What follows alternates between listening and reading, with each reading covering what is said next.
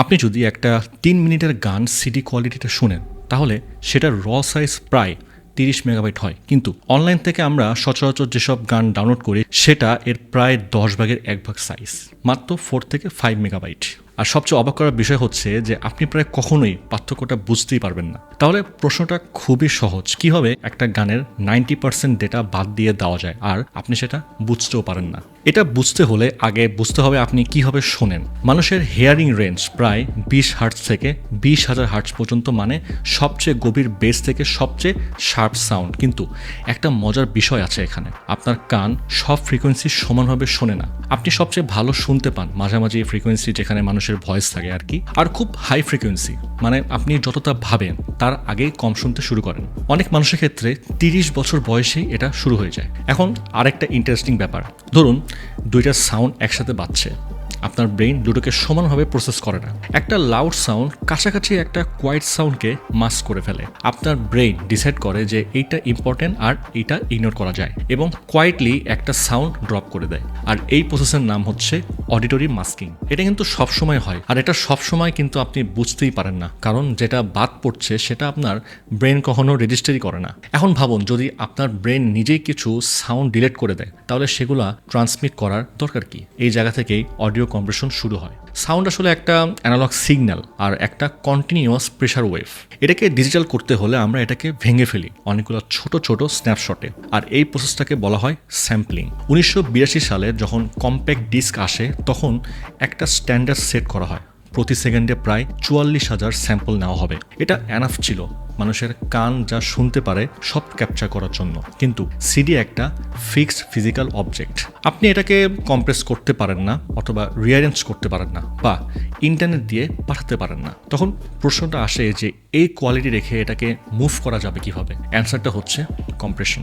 আর compression দুই ধরনের, এক হচ্ছে লসলেস আর একটা হচ্ছে লসি। লসলেস কম্প্রেশন অনেকটা জিপ ফাইলের মতো, এটা প্যাটার্ন খুঁজে বের করে এফিসিয়েন্টভাবে স্টোর করে। আর যখন আপনি ডিকম্প্রেস করেন তখন আপনি অরিজিনাল ডেটার প্রতিটা বিট ফিরে পান, কিছুই হারায় না, শুধু ফাইল সাইজ প্রায় অর্ধেক হয়ে যায়। কিন্তু লসি কম্প্রেশন পুরো উল্টো, এটা পার্মানেন্টলি ডেটা রিমুভ করে, কিন্তু র্যান্ডম ভাবে না, এটা একটা মডেল ব্যবহার করে যেটা হিউম্যান হিয়ারিং বোঝে। এটা ডিসাইড করে যে এই মুহূর্তে আপনি আসলে কি শুনতে পারবেন আর কি শুনতে পারবেন না। তারপর যেগুলো আপনি শুনবেন না সেগুলো ডিলিট করে দেয়। আপনার পারসেপচুয়াল ব্লাইন্ড স্পট খুঁজে বের করে, যা পড়ে থাকে সেটা একটা ছোট সিগন্যাল আর অ্যালগোরিদম। কম্প্রেশন আসার আগে অডিও স্টোর হতো র ডেটা হিসেবে ওয়েভ আর AIFF ফরম্যাটে। এসেনশিয়ালি একটা সিডির পুরো ডেটা কিন্তু এক ফাইলে, কিন্তু তখন হার্ড ড্রাইভ এত ছোট ছিল যে এটা প্র্যাকটিক্যাল ছিল না।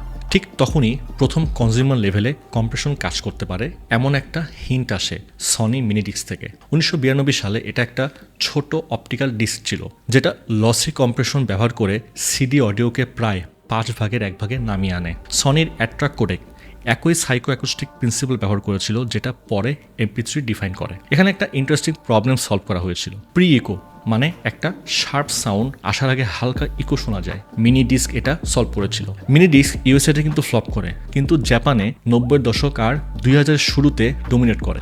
একই সময় ইউএসএতে আরেকটা জিনিস শুরু হয় তখন 1995 সালে রিয়েল অডিও ইন্টারনেট তখন খুব স্লো ছিল, 28.8 kbps মডেম আর 14.4 kbps এ অডিও, মানে প্রায় AM রেডিও কোয়ালিটি। তবুও রিয়েল প্লেয়ার জনপ্রিয় হয় কারণ এটা লাইভ অডিও স্ট্রিমিং ইন্ট্রোডিউস করে। এই আইডিয়া আজও আছে। আচ্ছা, তারপর আসে MP3, লেট 80s তৈরি আর 1993-এ ফাইনালাইজ হয়। প্রথমে এটাকে কেউ গুরুত্ব দিচ্ছিল না কারণ টেকনোলজি রেডি ছিল কিন্তু ইন্টারনেট রেডি ছিল না। MP3 অডিওকে 32টা আলাদা ব্যান্ডে ভাগ করে প্রতিটা ব্যান্ড সাইকো অ্যাকুস্টিক মডেল দিয়ে অ্যানালাইজ করে। এটা একটা কাট অফ সেট করে আপনি কি শুনতে পারবেন আর কি শুনতে পারবেন না। যা শুনবেন না সেটা পুরো রিমুভ করে দেয়, তারপর হাফ ব্যান্ড কোডিং দিয়ে কম্প্রেস করে। তারপর আসে AAC। 1997 সালে MP3 লিমিটেশন ফিক্স করার জন্য হাই ফ্রিকোয়েন্সি আর লো বিট রেটে MP3 যেখানে স্ট্রাগল করতো, AAC সেখানে বেটার পারফরমেন্স দেয়। সেম বিট রেটে ক্লিনার সাউন্ড। অ্যাপেল এটাকে আইটিউন্সের ডিফল্ট বানায় 2003 সালে। আর আজকের স্ট্রিমিং ইনফ্রাস্ট্রাকচারে এটা কিন্তু টপে। এরপর আসে ভরবিস, ওপেন সোর্স আর প্যাটেন্ট ফ্রি। তখন MP3 আর AAC ইউজ করতে লাইসেন্স লাগতো, তাই ডেভেলপার্স আর গেম স্টুডিওস ভরবিস ইউজ করে। এটা ভ্যারিয়েবল বিট রেট ব্যবহার করে, মানে যেখানে দরকার সেখানে বেশি ডেটা দেয় আর যেখানে দরকার নেই সেখানে কম ডেটা দেয়। আইপড সাপোর্ট না থাকায় এটা মেইন স্ট্রিম হয় না, কিন্তু ভিডিও গেমসে ব্যাপকভাবে ইউজ হয়। স্পটিফাইও কিন্তু এটা অনেকদিন ব্যবহার করেছে। তারপর আসে ফ্ল্যাগ লসলেস কোডেক র অডিওর অর্ধেক সাইজ কিন্তু কোনো ডেটা লস নেই। অনেকদিন ধরে এটা কিন্তু শুধু এনথুজিয়াস্টদের মধ্যে ছিল, কিন্তু স্টোরেজ চিপ হয় আর ইন্টারনেট ফাস্ট হওয়ার কারণে লসলেস স্ট্রিমিং প্র্যাকটিক্যাল হয়ে যায়। এখন প্রায় সব বড় প্ল্যাটফর্মে এটা সাপোর্ট করে। ওকে, লাস্টলি আসে ওপাস।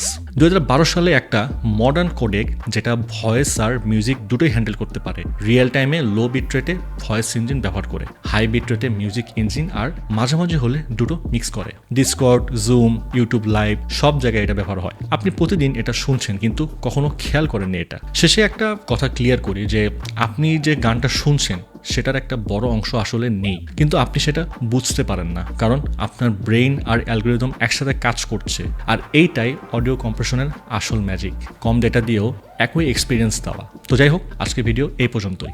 যাওয়ার আগে একটু আমাদের ব্যাপারে বলে যাই। আমরা কিউবিটস টেকনোলজিস কিন্তু বাংলাদেশি ব্র্যান্ড। আমরা সারা বাংলাদেশে সবচেয়ে বাজেট প্রাইসে ল্যাপটপ, মিনি পিসি প্রোভাইড করছি। আর আমাদের প্রোডাক্টগুলো সম্পর্কে বিস্তারিত জানতে এখনই ভিজিট করে আসতে পারেন kiubits.com। তো আশা করি আজকের ভিডিও আপনাদের ভালো লেগেছে। আর যদি ভিডিও ভালো লেগে থাকে তাহলে অবশ্যই ভিডিওটি শেয়ার করতে ভুলবেন না। আর যদি কোনো ধরনের কোয়ারিজ থাকে তাহলে অবশ্যই কমেন্ট করতে ভুলবেন না। আজ চলো যাচ্ছি, দেখা হবে পরে কোনো ভিডিওতে।